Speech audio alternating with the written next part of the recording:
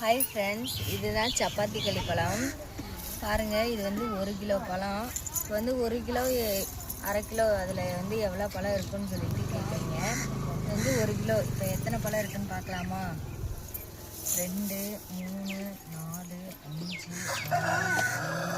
6, 7, 8, 9, 10, 11, 12, 14, 15, 16, 17,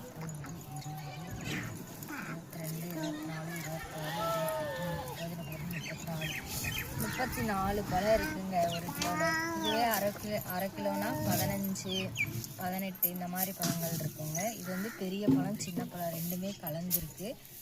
பெரிய பழமாக இருந்துச்சுன்னா ஒரு 25 பழம் இந்த மாதிரி இருக்குங்க.